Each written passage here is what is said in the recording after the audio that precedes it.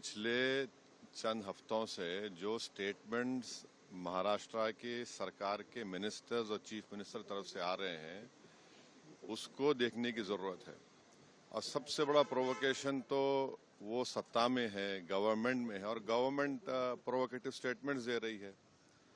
और बड़ा अफसोसनाक है, आप देख लीजिए पिछले 4-5 दिन पुराना स्टेटमेंट उठाकर देख लीजिए, तो ये वो खुद प्रोवोकेशन किए और उनको इस बात की अपनी जिम्मेदारी का एहसास भी नहीं है कि वो मंत्री हैं, मुख्यमंत्री हैं।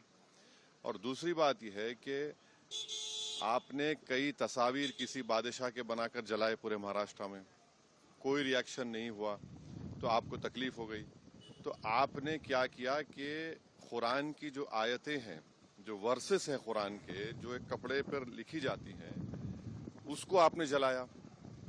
और जब ये हरकत हो रही थी तो उसी वक्त जाकर मुकामी वहां के जो मुसलमान और हिंदू लोग थे जाकर कंप्लेन किए डीसीपी को कि इसको रुकवाइए। देखिए ये जो कपड़ा है जिसपे कुरान करीम के आयतें लिखी हैं, वर्सेस लिखी है, मत करिए। जलाया गया, एक्शन नहीं लिए।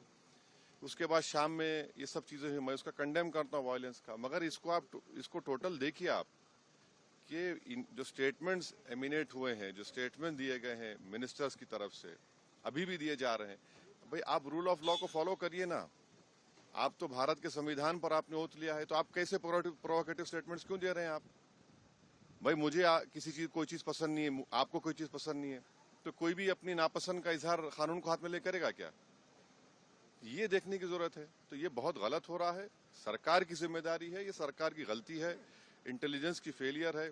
उस जगह जहां से महाराष्ट्र के मुख्यमंत्री आते हैं, और ये जो वायलेंस हुआ है हमारे केंद्र मंत्री के घर के करीब है पूरा, ये बड़ी गलत बात हो रही है।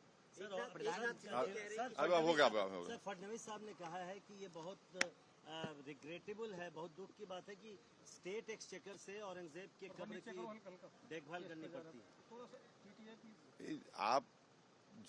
आप सत्ता में हैं, आपके जो आइडियोलॉजी है उसको बाजू रखिए।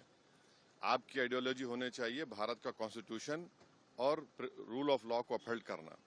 6 दिसंबर 1992 को क्या हुआ और उसके बाद सुप्रीम कोर्ट ने उसको एग्रीगियस एक्ट कहा, तो आप देख लीजिए। हुकूमत आपकी है, मंत्री आप हैं, रूल ऑफ लॉ आपको फॉलो करना है और आपको कॉन्स्टिट्यूशन के लिहाज से अपनी हुकूमत चलाना है।